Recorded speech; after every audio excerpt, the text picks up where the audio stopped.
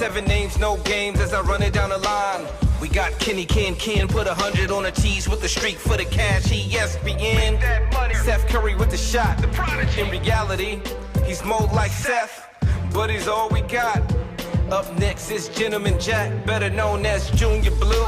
We told him not to do it anyway, but he did what he do. To his right is Devin, that dude, Eldad or Dirt Ass Dan. Just don't ask him a question, cause then he'll answer your question with another question, and then he'll add another question on top of that question. Damn. And I'm Red O, the Buck Wild Problem Child. Flow Butter, aka John Cutter. It's the league ambassadors, and we playing to win. At the 2-yard line, and make no mistake, we running it in. Pete Carroll, we see you. Welcome to 32 Kings Road, hosted by the league ambassadors. I'm Ambassador Kenny Ken, and it is my pleasure to be here today with my brothers. This is episode 53 of our show, and today we're going to discuss all things NFL, hot topics, what's going on, football tea. We like to title this particular episode, though, NFL Inertia. But first, as a reminder, you can follow us everywhere on social media. Our handle is @TheLeagueAM. That's Twitter, that's Facebook, that's Instagram. Please check out our YouTube channel, League Ambassadors, and also please subscribe and rate our channel. Also, please visit our website, theleagueam.com, where you can see all of the previous episodes for 32 Kings Road, as well as our secondary show, Confirmation Bias, and also wherever you download and subscribe to various podcasting mediums, we are there as well. So that's Apple Podcasts, that's Stitcher, that's Google Play. Let's get into our show. Redo, what you sipping on, brother? Damn, I asked for that. I seriously asked for it. Y'all have no idea how much I asked for that. Man, I'm shit. Sipping on a little rum, but I have a new business venture. I'm gonna start selling some Laker apparel. Okay. It's t-shirts, hats, and it's just hashtag trade LeBron. And you can find it at www.fuckboylakerfans.com. All right. Kev! Let's try you. What are you sipping on? I told you not to come to me first. Damn, 3 games in, huh? I'm talking about the motherfuckers complaining. Nah, you right. They tripping. But hey guys, first and foremost, I'm sipping on this hot New Secrets tea, straight out of Baltimore, because it's cold here, and I'm preparing for winter. But more importantly, I'm sipping on the fact that those good old Houston Texans have won 4 straight games and are now in first place in the AFC South, like I told y'all they would be. Dad, what you sipping on? I'm sipping on the fact that Todd Gurley has scored 88 points off of 14 touchdowns and 2 2-point conversions. And the Buffalo Bills have scored 83 points. Oh, wow. This season. Junior Blue. I'm sipping on this mango card here. And I'm also sipping on the fact that the Raiders keep telling us fans that they're trying to win this season, but we know you guys are tearing it down. So just stop lying and say, hey, we want all the draft picks. We want $74 million to spend next year, and we might be all right with it, but stop lying to us. Foreshadow. That's definitely a foreshadow. I'm sipping on sibling rivalry. This past Sunday, the Philadelphia Eagles went up against the Carolina Panthers, and it was noteworthy for one reason in particular. It was the first time that on the field, Mr. Eric Reed and Mr. Malcolm Jenkins met up since Eric decided to leave the NFL Players Coalition. Now, for a quick bit of history or context, the NFL Players Coalition was a group that was started in response to or as a result of the Colin Kaepernick protest. This group was formed in an attempt to partner with the NFL and the NFL owners in order to begin to address issues of social injustice within communities, urban communities here in America.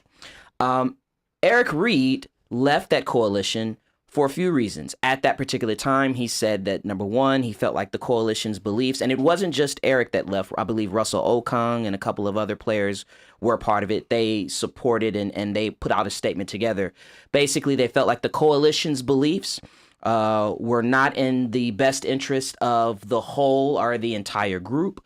Not Malcolm, but Eric also alleged that Colin Kaepernick was kicked out of the group. And so what happened was, subsequent to that, at the end of last season, Eric Reid was unemployed. And interestingly enough, when you think about this story, one of the teams that did attempt to bring in Eric Reid for a workout was the Philadelphia Eagles. And mysteriously, Eric missed not one, not two, but 3 flights when he was supposed to go and visit Philadelphia.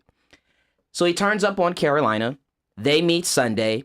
And as has been reported and as we saw, there was a conversation that was had on the field. A conversation? But more importantly, communication occurred. It was some interesting and very strong comments that were made by Eric Reid afterwards that really centers as the thing that I want to draw you guys' attention to. When Eric Reid was interviewed after the game, effectively, and I think these are the strongest words, and it says everything that needs to be said about the situation from his perspective. He said, Malcolm Jenkins, via the Players Coalition, sold us out. It was a co-opt, and he knew what he was doing all along, and he did it at the expense of the players for a greater cause. When Malcolm Jenkins was interviewed after the game, he was complimentary and unwilling to engage with Mr. Reid. So above the phrase, I think. Above the fray, yes. So the first question I want to put out to you guys, and I'll start with you, Kevin, because I can see the smoke coming out of your ears from out here, was do you feel like Eric Reid was wrong for using such strong language in regards to Mr. Jenkins? Well, specifically with the language, I'm not one to call another gentleman a sellout, especially one that I don't know. But if we look up sellout in the dictionary, I think that is exactly what happened here, just from my standpoint. I mean, look, I get it. I wasn't a fan of how it went down, especially like on the field. You don't want to see something like that happen, but their disagreement on approaches isn't necessarily unique, nor is it specific to Black people or Black movements. Like, this happens anywhere people are trying to fight for the same thing with different approaches. But I think that Reid had a legitimate problem with the way the Players Coalition went about what they did last season and get money from the NFL for their causes in exchange for some type of change to the way, the players approach the anthem. And I don't think that's what Colin and Eric Reid really wanted, because obviously they parted ways. But to me, I think their end goal with this was to continue to speak freely on these issues, continue to use their platform without a certain amount of money being thrown their way, or to get them to kind of to quiet what they were trying to do. Because at the end of the day, no, money does not solve all of these issues. And I think what we're overlooking here, what a lot of people don't look at, is that the $89 million that the league gave to these causes was already earmarked to be spent. So it's not like the league did anything above and beyond what they were already planning to do with their funds. And then to this day, nobody really knows what that money was going to. I mean, I spoke about it on the show we did last year, that if you look into those organizations that were listed, not one of them, not a single organization represented what Colin Kaepernick and the other players were kneeling for. So again, nobody wants to see this type of issue on the field, but I fully understand where his frustration is coming from at the core of it. Speak for your goddamn self. I want to see all the smoke. Shit. I mean, if that he's right there with the situation. He was affected almost as much as Kaepernick was. So when I hear him speak and I see his anger was so palpable and was that he was willing to make everyone look bad because he felt something unjust had happened to a cause that was supposed to be about justice, and he felt strong enough to speak up about it, and then felt strong enough to speak face to face, and then speak up to the cameras because he didn't back down. I rides with him. Like that's what you're supposed to do. And the first thing he said was, regardless of what anybody else thinks, he co-opted this situation because his organization was funded. Talking about Malcolm, so like it wasn't like Malcolm did this out of the kindness. Yes, his organization was funded, right? And I bet you that is part of the definition of sellout. Well, you asked the question about the strong words. I think in this situation, you call a spade, pun intended. And I think Reed's problem is that. Aside from the sellout aspect of it, and goes to his Jenkins' cause or his fund or whatever, they're compromising and conceding to something that they didn't do wrong in the first place. The whole protest was about bringing awareness to the social injustice. Now, yes, you can attempt to throw money at it, and we know that money doesn't solve everything, but they're doing that so they can stop protesting. Right. So they can make concessions with, okay, well, if we do this, can you guys stop doing that? Well, the thing that we want y'all to stop doing is killing unarmed people. So that's the root of everything there. And I think he's pointing out the fact that they're missing the damn point. From a social responsibility standpoint, I want to come to you with this, Junior Blue. Because of the way, like Kevin mentioned, and he said, I didn't like what I saw on the field. Like, that wasn't a good look. But this sort of public discourse and disagreement between two leading figures, regardless of whether they're working on the same team or not, do you feel like from that standpoint that maybe this approach, like this is a conversation or this is a communication, as Devin said, that should have happened on a different format because it takes away from the movement? Or do you see this as being a necessary step for Eric Reed? I think since he waited so long, it was a necessary step. This conversation should have happened last year when they were discussing the $89 million. When he left the group that was discussing with the owners, this should have been something said then. Instead of leaving the group, stay in there and fight for what you want. That was my problem with what Eric Reed and Okung did, because that's not how you're going to affect it, especially when you leave somebody at the table who, like they said, his organization was funded. So he's going to go for the money like most people would. Right. And like Kev said, where's this $89 million going? Do we know? Is it tabbed somewhere? So, I mean, I feel like it should have been said last year, but hey, now he's saying it. It got to keep on going, though. The final question I want to put to you guys as sort of like a bow on this is because I agree with you. I agree that I feel like this is a conversation that we have behind closed doors, whether I'm a part of the coalition or not, because you've got to maintain and see the bigger picture. And what you don't want a house divided... Be a unified front. Exactly. A house divided amongst itself cannot stand. I fully believe that. So... He's not in the house. With that... That's good, Omar. With that being said, this sort of mistake, which I agree, Kevin, this is something that can happen amongst groups of all kinds. But when we talk about athletes taking public stances on social matters, but not necessarily being,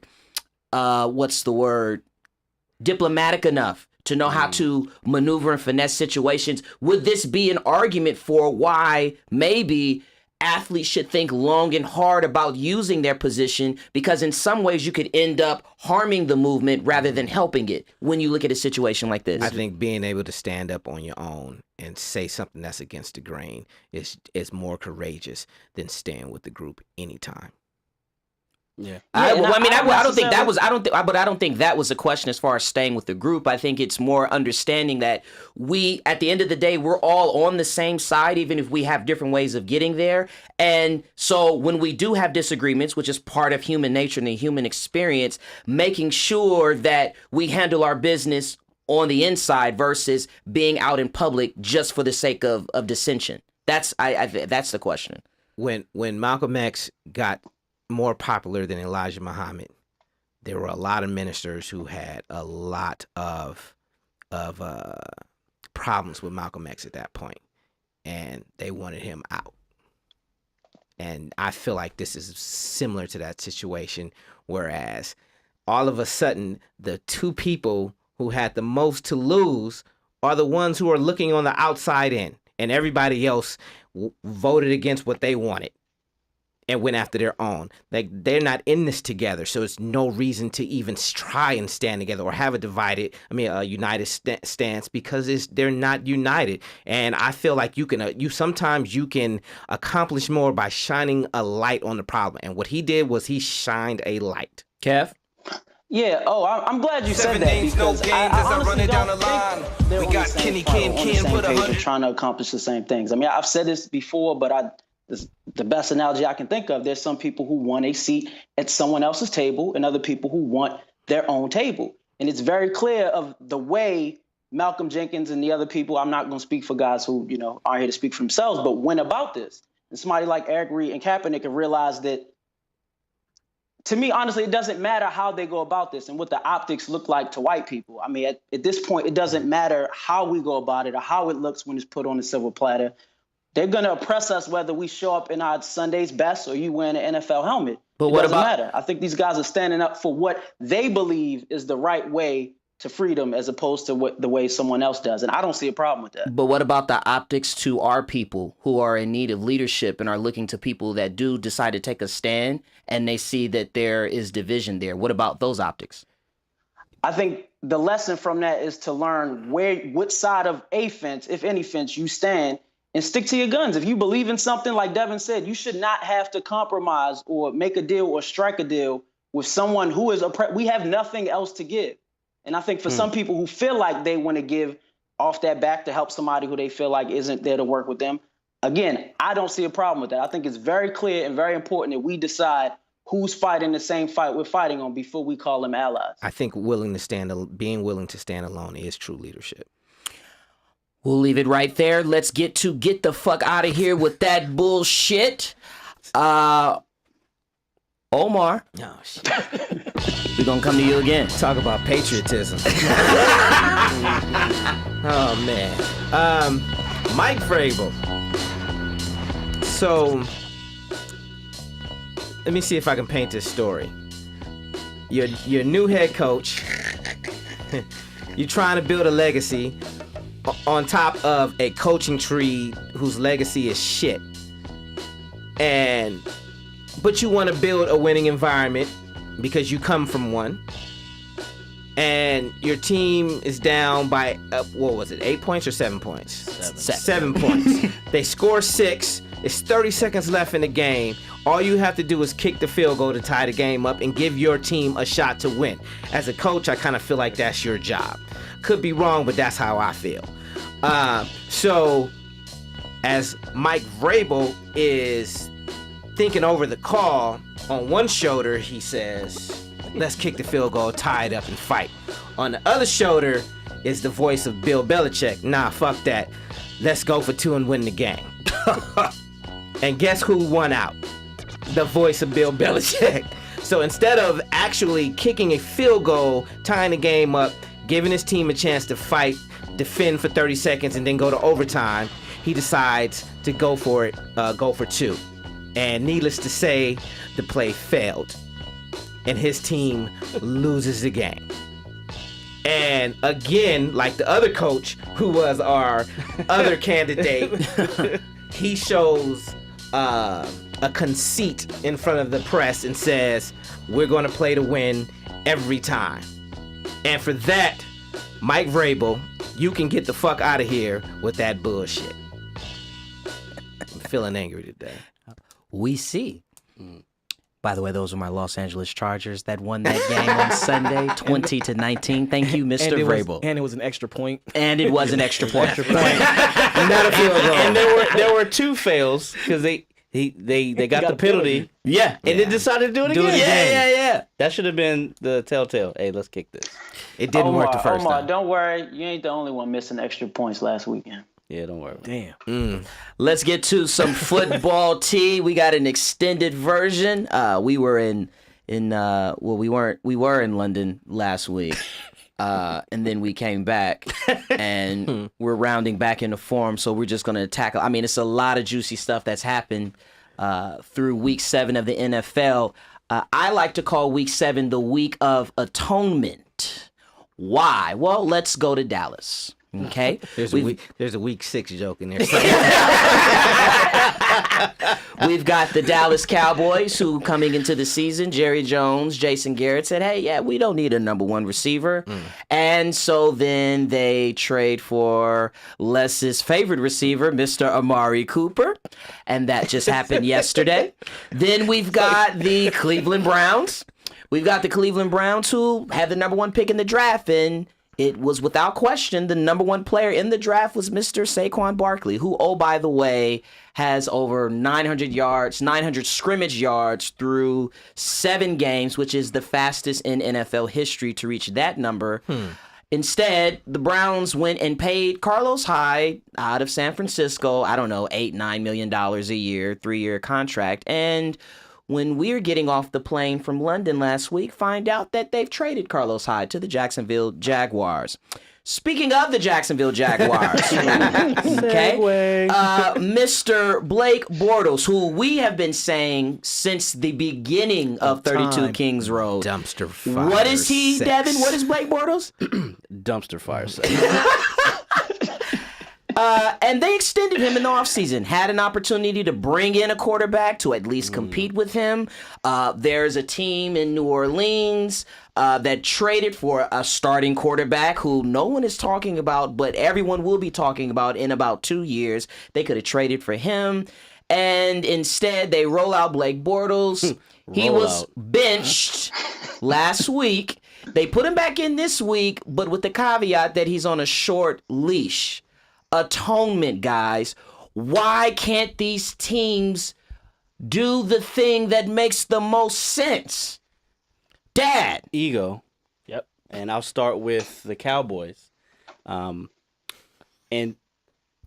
granted, I'm a Ravens fan, but I figure the Ravens are like middle of the road offensively, right? Our top 3 receivers all have more targets than their number 1 receiver, which is Cole Beasley. And their number 2 most targeted receiver is Ezekiel Elliott, who they are already giving the ball to 600 times a game. Right.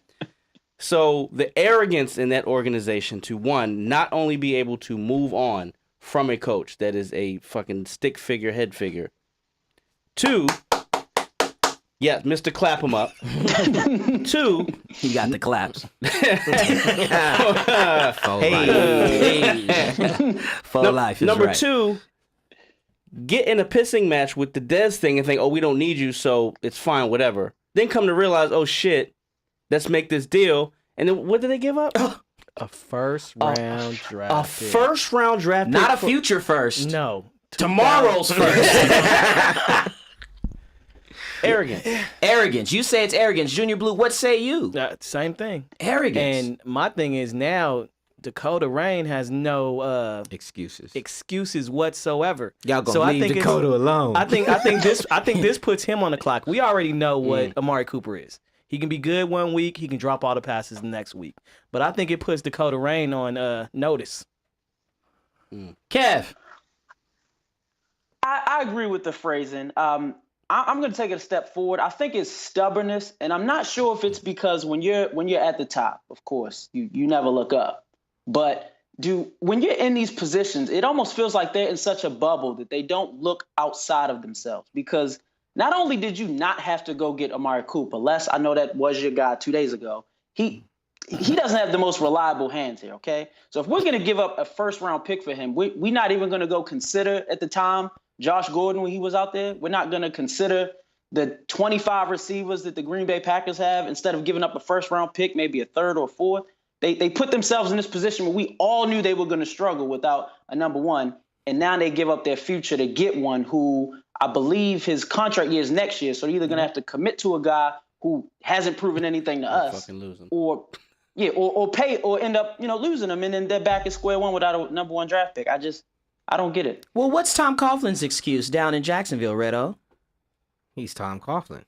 That's where that stubbornness and the conceit comes in. I think sometimes it goes in between conceit and stubbornness, and then sometimes you get that form like Voltron, and it mixes together to form perfection, which is, nah, I can make this man a good quarterback. We can coach him up to be a good. Our defense is good enough. He's getting ready to derail the season. Well, is he getting ready? Is this his this is his last year though, right? No, he gave an They extension. They gave him another extended him. They year. extended him. Like that is Extended the him. That's what I'm saying. Incompetence. That's what I'm saying. Yeah, that's But incompetence right there. this though. was his proven year, though. So what I didn't understand, we talked about this before. Yep. Why extend him before the year? It's like, okay, you're the thing keeping us from getting to the next level. You give him that privilege And- of playing this out. and then I don't get that. draft someone. Them AFC playoffs last year. Hey, I mean, That's but what here's did the it. thing, That's though. what did Yeah, but see, Like a virgin. no. Getting that wet See, wet for that's the first time. Let me tell you something. That's bullshit. That's bull. Because all he did, let's call it what it is. All he did was he scrambled for a few extra first downs, and he completed 2 or 3 And he passes. didn't turn the ball over. And he didn't turn the ball over. That's the Okay. biggest thing. Okay, but check this. But yeah. They won a Super Bowl that way. And that's what they thought. Yeah, but check this out. Okay, so now you come into this season, all teams are doing is they're putting a spy on Blake Bortles so he can't run for the first downs now. And what, you thought Leonard Fournette was Mr. Durable? He has missed games every single season he's played. And so now you're in a position where now you got to trade for a guy in Carlos Hyde, who that's money now that you can't devote to anywhere else on your team because you got to pay this guy that you just traded for. To me, that play, they should have known that playoff run was a mirage. Hell, let's be clear. If Pittsburgh had 3 more minutes, they would have been out anyway. So that's not a good enough reason. And you've had 4 years to evaluate this guy. Success when you've been at the bottom is a big. I don't motivator understand to the change. extension, but I can see them easily saying, "Hey, our defense will be probably a step better next year, and all They we are need 4 him steps Him is worse. manage. All he needed to do was manage the the game." Yeah, and I can see them actually thinking Yeah. that, and it compounds itself. He's never shown you that he's capable of managing a game. The biggest And you takeaway have is to account for adjustments. But this Less is his also what favorite happens word. when you put that target on your back, Jalen Ramsey, before the season starts, that your whole team can back this up when y'all ain't built for that. And we know how you get down. So And if you're the Cleveland Starting the Browns, show. Tangy, if you tangy, draft tangy. Saquon Barkley, how many more wins do you have right now? You got 2 wins right now. Dad, how many more wins would they have if they had Saquon? well, Yeah, you might have the same quarterback. you would have the same quarterback. And You you have would the have same the same quarterback. I mean, one, they would have beat the Steelers. That's 1 less overtime game or tie. They probably beat the Saints. That's at least 2. And So now they have probably 4 beat wins. the Raiders. That's 3 more wins. I don't know. And they're Chubb top- did they're have top 2 of the runs, AFC 180 North. yards. Yeah, but I mean, I understand. I'm just sticking up for my Raiders, man. Somebody got to. we gonna get there, Les. Hold on. You gonna get your head coaching. All right. Coaches, we've got some struggle coaches out here. It's about Struggle that. It's bus. about that time of the year. Pat Shurmur, we're looking at you. Hey. 1-6, New York Giants. Mr. Steve Wilkes, Arizona Cardinals, again 1-6. And just replaced his offensive coordinator, Mr. Byron Leftwich, is now stepping in the seat, replacing Mike McCoy. And then, unfortunately, our Dorsey's guy, own. Hugh Jackson, is also in some trouble. The question I have for you is, what's wrong with each of these quarterbacks, and whose time do you feel is up? Coaches, not quarterbacks. I said quarterbacks? Coaches. They're all connected. shit, they got I got an answer for that too.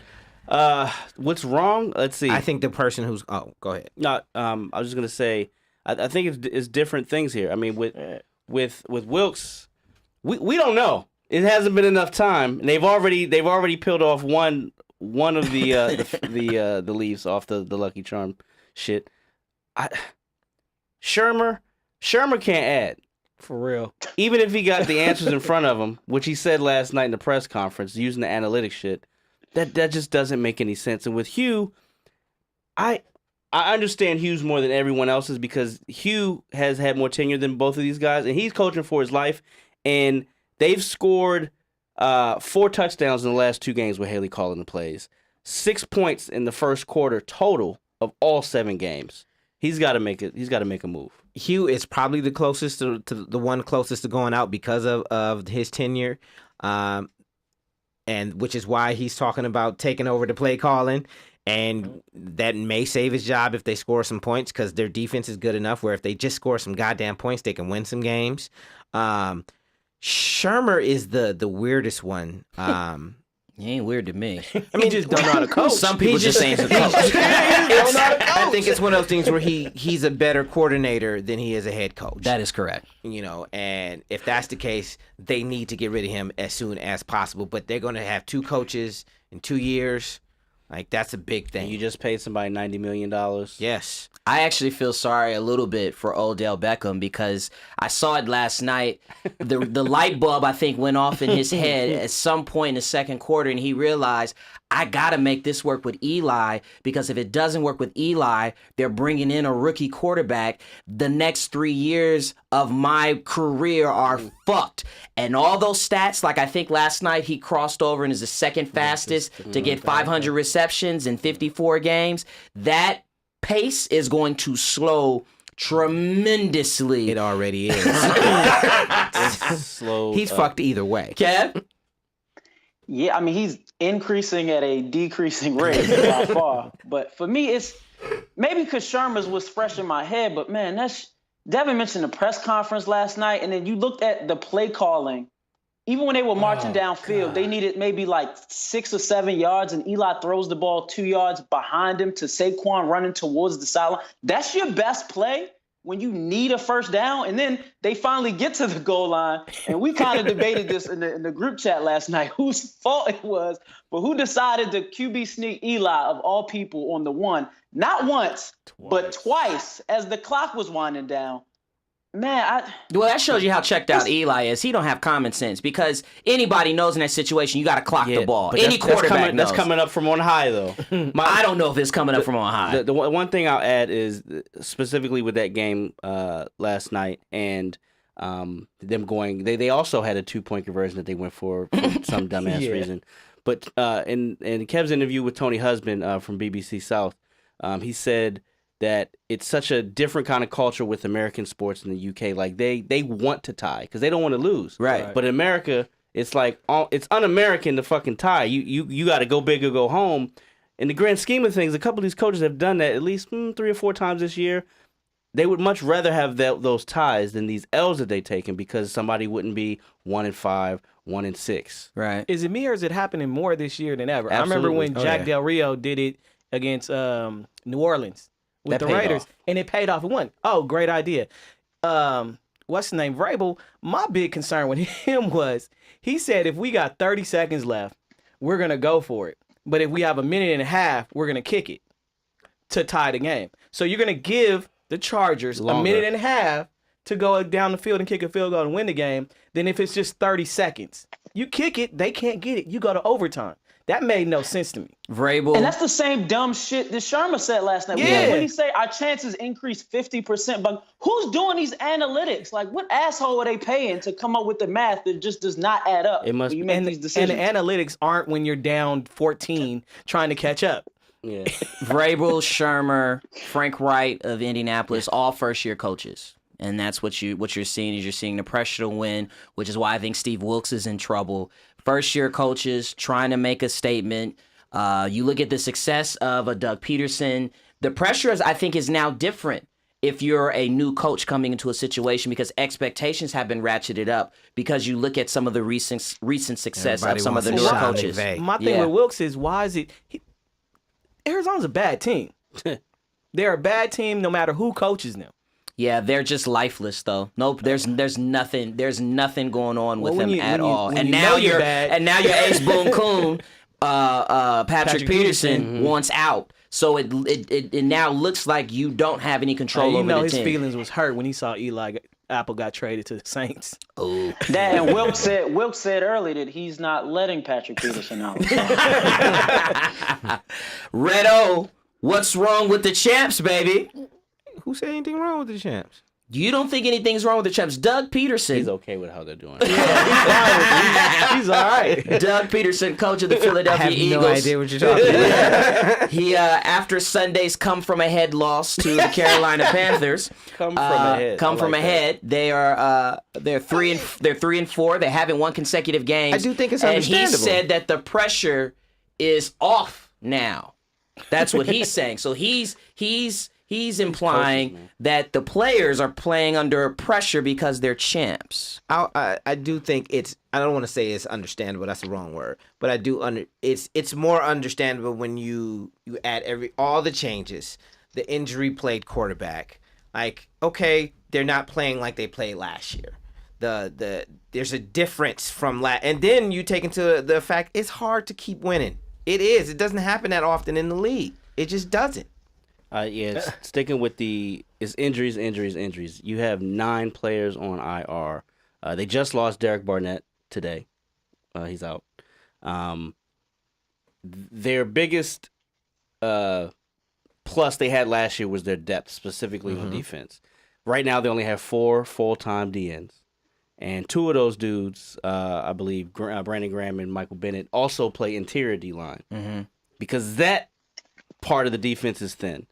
So I think if you add the injuries up with the fact that they were injured during the offseason and they didn't get it. I said this on the show a couple weeks ago. Their preseason started with week 1. So they're just behind the 8 ball, and their depth is gone, which they were able to wear teams down. Are they still your division favorite, Junior Blue? I don't know who's gonna win the division, but I mean, any one of those teams can win it. No. Correction. 3 of them. I really think Super Bowl hangover.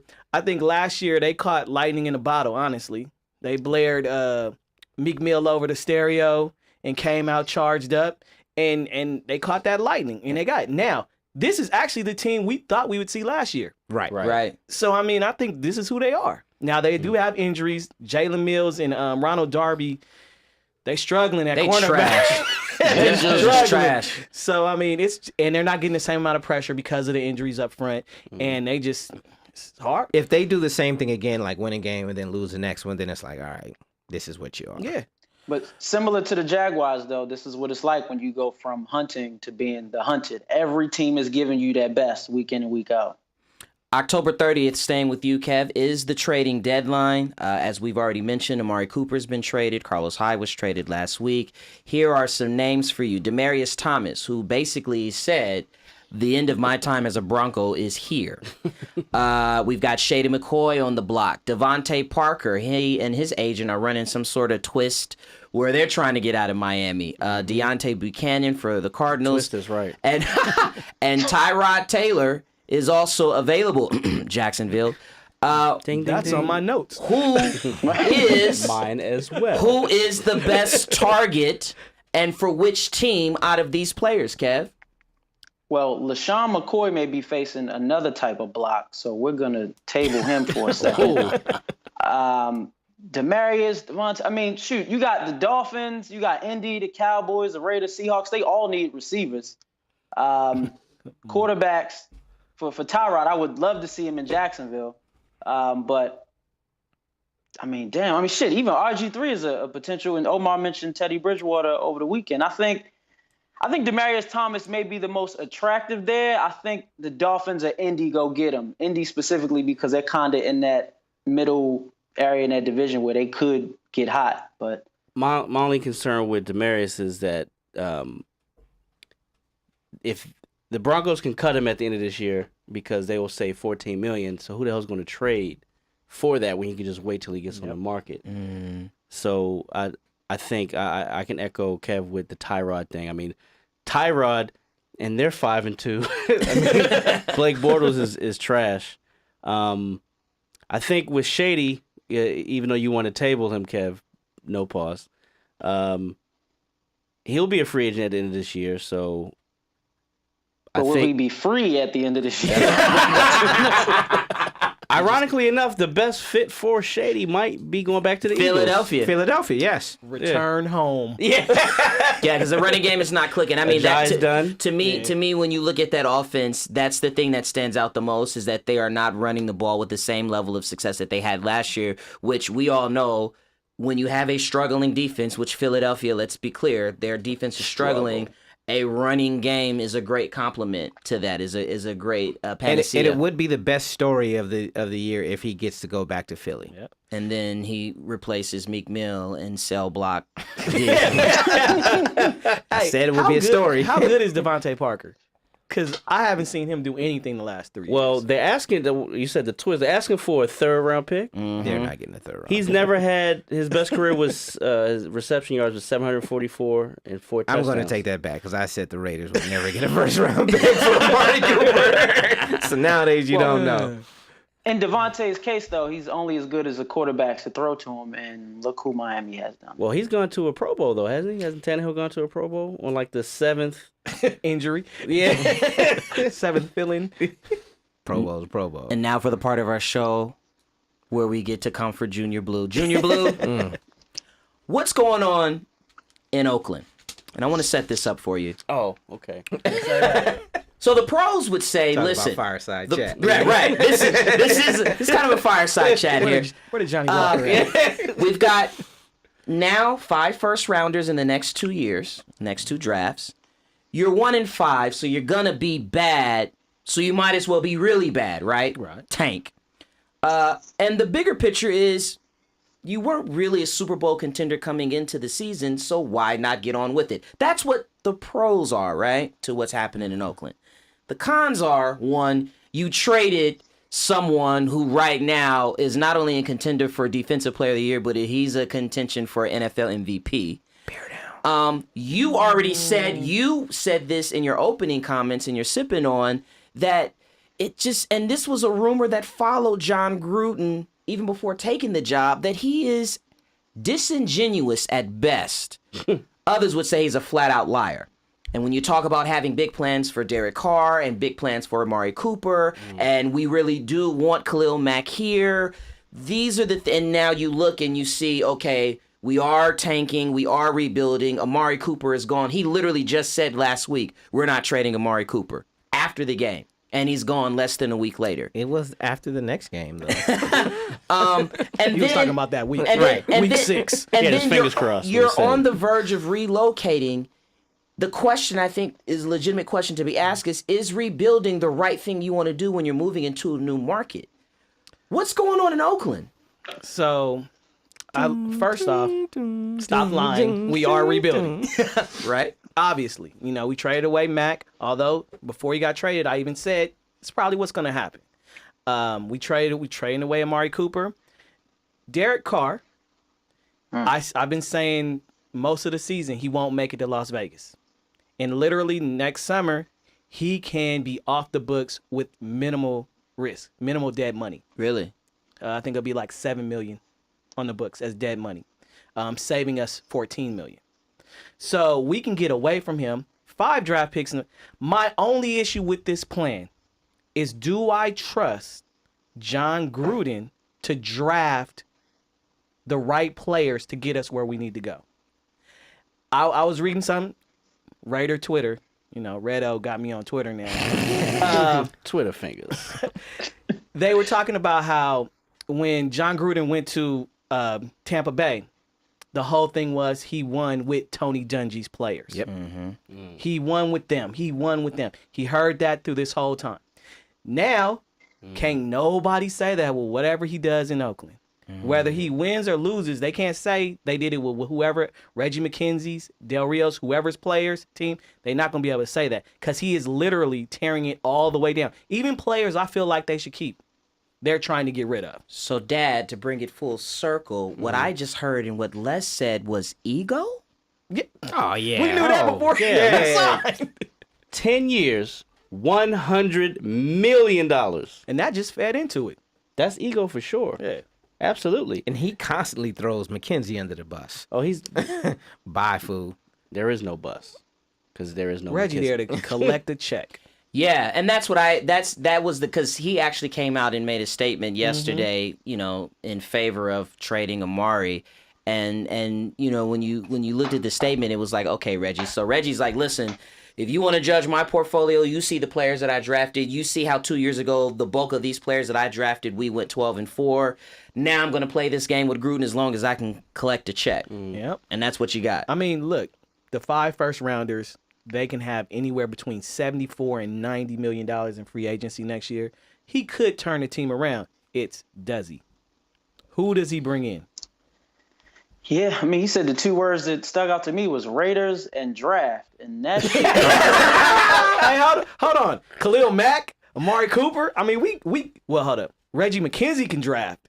So let's see if John Gruden can. Which he hasn't proven that he can. I mean, he hasn't had top draft picks either. I'm just still laughing at Derek Carr's tweet. That shit was funny. And the funny thing is, the biggest misconception about Gruden is the fact that he's a quarterback guru. And there's not one young quarterback that he has molded into a star. You're echoing Keyshawn Johnson. That's the big thing he said. Staying with the draft, final thing here. Nick Bosa, brother of Joey Bosa, all-pro Los Angeles Charger defensive end. Yet? No, he's not back Next yet, week? but we're doing all right, baby. He'll be back next week, and we got to buy, and we ready. Don't worry about that. We good over here. Anyway, his brother Nick is saying bye-bye to college football. He started out the season, I think he played 2 games, maybe 3 games. He had a core injury muscle that required surgery. At the time that he went down, he was leading the team in sacks. He's an All-American, a surefire first-rounder, top 5 pick. Top 5, yeah. He had surgery on the 15th. He hasn't been cleared since. Papa Bosa shut it down, said, listen, it doesn't make any sense for him to play. And so his college career is done at Ohio State University. The question I have for you guys is this a new worry for college football? Now, we've seen recent history has been that high players that are going to be first-round picks, not participate in bowl games. Mm-hmm. But here we have a situation where Nick Bosa is, I'm done with the season. There's still games left to be played. Is this a new concern for college football? It should be. 100%. I think if you look at it, I know this might be using hyperbole, but college players are basically modern-day slaves. Mm-hmm. And if you look at the history of this family, Big Brother Bosa held out off a contract dispute to make sure his shit was right. Mm-hmm. And he got that from Daddy Bosa, who also held out back in the day. So this is a business. And as the faster these players realize that they are commodities and they are business, and they start making more business decisions, stop being pressured to leave it all on the line for these organizations or colleges that don't give a shit about them, the more they will start doing things like this. I don't want to say this is a one-off, but I think this is a more unique situation compared to other players where you have a father and a brother. The brother just signed $1 million. He's rich. Like, they don't need money. He can't bow to pressure. Like, I'm good. Well, I think the only thing with that is if you have one of those college players that took money under the table, I'm saying and you have mama's house and mama's job on the line, and you can't leave. That's what I mean. Like, there's no pressure. He doesn't care because he's not a slave. You know what I mean? He's free. Because I hope this is a trend though, but it's because of what you said, Kenyon. You said he's a surefire top 5 pick, which means, first off, he has no economic incentive to play college football. So as long as he has that potential, which is the biggest thing going for these college stars that are top 5 picks, there's no reason to play. Why jeopardize either getting hurt any further or reducing your draft value by playing in a bowl game and having a bad performance? I hope more players do this. So what can colleges do to protect against that? Because, I mean, that makes a lot of sense to me. But you have a school, let's say, like Alabama, and not saying it would happen at Alabama, but they routinely have 5-6 first rounders. So what if all of the first rounders just decide, you know what, I'm not playing? How does college football then save its product? I really don't see that happening. I mean, you're talking about Alabama. You're talking about if Bosa was about to play in the national championship game and after being thumped by Purdue, they sure not getting there. Mm-hmm. I'm thinking he'll play. But it's an injury-plagued season. And like you said, surefire top 5 pick. What's the point of that? Now, if you're talking about you're a first rounder, now Alabama's first rounders are normally spread out in the first round. They're normally not the first round pick. They're normally showcased in these national championships and playoff games. So I can't see them missing it. But somebody like Bosa, who had 2 separate injuries on 2 separate parts of his body, you never know what's going to happen in these last 3 games when you have surefire millions sitting there waiting for you. I do think the players are starting to become more aware. So you will probably see it happen more. I don't think it'll be an avalanche of players doing it. Like Fournette missing the bowl game. Right. All right, let's get to our Brexit Bootbag winner, Junior Blue. All right. Well, there's a starting quarterback in Denver named Case Keenum, and he's barely holding on to his job. Barely. But I think it got a little bit tighter this weekend. His backup, Chad Kelly, he attended teammate Von Miller's Halloween party, and let's say they had a really good time. Because when the party was over, Chad leaves the party. He walks into a house, sits down on the couch. Unfortunately, this was not his house, not his couch. The woman with the baby next to him was not his wife or his child. Oh, wow. It was someone else. Someone else's home. So there was an episode of Ballers where Ricky Jarrett walked into a house, got hit a little kid. Well, I don't know. He didn't hit the kid, but what did happen was the wife screams, the husband comes out and hits Chad Kelly in the head with a vacuum. So that's what they're protecting themselves in Denver with, is a vacuum. So Chad, disheveled, runs out, and gets in his car, parks somewhere, and the police are called on him. He gets arrested for felony trespassing. And if you look at the mugshot, I guarantee you there will be more charges coming soon. And he is our Brexit Bootbag winner. Blood test will be done in a minute. That was a great picture, by the way. That was freaking phenomenal. So let's go ahead and get into our other new segment, All In with Ken, sponsored by MyBookie. That's MyBookie.com. Minimum deposit of $50. MyBookie will match your bet 100%, up to $1,000. Use promo code 32KR. Kenny Ken. All right. We trying to win. Let's go get it. This Thursday, Houston taking on the Miami Dolphins at home. Just take them straight up. We talked about the Dolphins needing receivers. Why? Because Kenny Stills is hurt. Albert Wilson is on IR. For the year. And Devontae Parker doesn't want to be there. So no receivers. And Brock Osweiler is going back to the scene of the crime. Pick Houston straight up. In the next game, and this is a little bit of foreshadowing, the Green Bay Packers coming to the Los Angeles Rams here. They are currently 9-point underdogs to the Rams. Take the Packers to cover. Aaron Rodgers against Wade Phillips, 11 touchdowns, 0 interceptions. Finally, we've got the Minnesota Vikings going against the New Orleans Saints in the Sunday Night Football game. The game total is 52.5.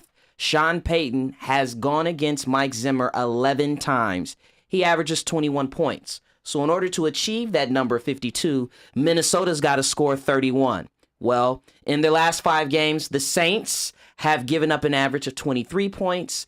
The Vikings average 18 points on the season, 25 in their last 3 games. They're not getting 31 on the Saints. Take the under in that game. So that's the under, Minnesota, New Orleans. That's Green Bay to cover at +9. And that is Houston straight up over Miami Dolphins in the Thursday night game. Put $100 down. Thank the league ambassadors. Once again, that's mybookie.com. Promo code is 32KR. Put the 32KR in the promo box and win you some money, because you're not going to win the Mega Millions. All right, let's get to our Week 8 picks. before we get out of here. Someone's making a move. Someone is definitely making a move. Kev, Hey, man, I can't go no farther than the bottom. What are you talking about? Kev is stretching out. He's got 71 wins, which is better than most professional prognosticators. But there's still about 9 weeks left in the season. We'll see how it shakes out. Omar's in his usual position, and everybody else is somewhere Somebody in the middle. gotta hold it down for y'all. Shit. I'm a We real will, one. we will bad go week. to Wembley Stadium, the final matchup in the NFL International Series. The aforementioned Philadelphia Eagles at 3-4 against the Jacksonville Jaguars, who I believe are also at 3-4. Dad, who you got? With this bum fight, I got the Eagles. Even though I know it's Blake Bortles at his home. It is Blake Bortles in his second home. But man, they just been playing so bad. I got the defending champs. Red-O. Eagles. Jacksonville. I got Jacksonville as well. Carlos Hyde, big day. Kev. The conundrum of Blake Bortles will continue. He's going to play lights out in London, and they got to keep starting this motherfucker every week. Jaguars, baby. Let's do it. Green Bay versus the Rams. Now, everybody else is picking. I mean, I said that they were going to cover. Okay. So you going first, right? So You the only one that got to go. everybody's taking the Rams. No. You can come to me. Oh, now you want it. Oh, now you want it. Yes. Now you open. He want the rock. Because I agree with you on the cover, but the reason that motherfucker don't throw interceptions, period. Every defensive coordinator in the league, he got no interceptions on. Like, that's something he does not do, is throw a lot of interceptions. That's what he does. Okay, well, Green Bay is also 9-3 after bye weeks. And the real question that I have for you guys is, who really have the Rams played? The Raiders? The Cardinals? They played the Chargers early. They played the they did. They played the Chargers early. Okay, So they don't count. a late touchdown on the Vikings, and then they played. They don't count either. No, well, they played the Seahawks, the Broncos, and the Niners, and they went life or death with the Broncos. They went life and death with the Seahawks. I'm just saying, I don't know that the Rams have played anybody. I like Green Bay coming off of a bye. Aaron Rodgers owns Wade Phillips. I like Green Bay in an upset. That sounds like LA fandom hate right there. No, no, because the Rams are my team too. What y'all think? All right, Baltimore versus Carolina in what is probably going to be the most competitive game of the week. I'm going to assume that the Baltimore brothers are picking Baltimore. One reason why, Kevin. I think our defense is physical enough to contain Cam Newton. I love that dude, but we need this win, dog. That. Because we fucking need it. That's right. Red-O. It's somewhere between 11 and 14 and 11 and 15. I have no idea. This is a game that's hard to pick. I have vacillated between the two of them, like this whole show, but I gotta That's pick a somebody. lie. He definitely hasn't even thought about it. I have. This show, you've been thinking about it? Yeah, because I don't know who to pick. Wow, you got scared. I'm going with Baltimore. with Baltimore. Shit. Junior Blue. Is Carolina home? Yeah. Carolina. And that was my logic as well. I think they're two even teams, but the home team again, home teams win this year especially. I wish they won last week. Fucking at home last week. I like Carolina at home. I do think it'll be a good game. Yeah, I think it's the most competitive check game. the forecast though. When them Ravens play in the rain, that's all I'm saying. We will leave it right there. This has been another episode of 32 Kings Road. As a reminder, please follow us everywhere on social media. Our handle is @TheLeagueAM. Check out our website, theleagueam.com. Also, go to our YouTube channel. We will be uploading a ton of footage from London. Also, didn't do this on our London recap show. We did do a London recap show, by the way. I would encourage you to check that out. A lot of good interviews, really good conversation. Shout out to Dome Headgear. And we will see you guys next week. Cheerio. 7 names, no games as I run it down the line. We got Kenny Ken, put 100 on a tees with the streak for the cash. He ESPN. Seth Curry with the shot. In reality, he's more like Seth, but he's all we got. Up next is Gentleman Jack, better known as Junior Blue. We told him not to do it anyway, but he did what he do. To his right is Devin, that dude, Eldad or Dirt Ass Dan. Just don't ask him a question, cause then he'll answer your question with another question, and then he'll add another question on top of that question. Damn. And I'm Red O, the Buck Wild Problem Child. Flow Butter, aka John Cutter. It's the league ambassadors, and we playing to win at the 2-yard line. And make no mistake, we running it in.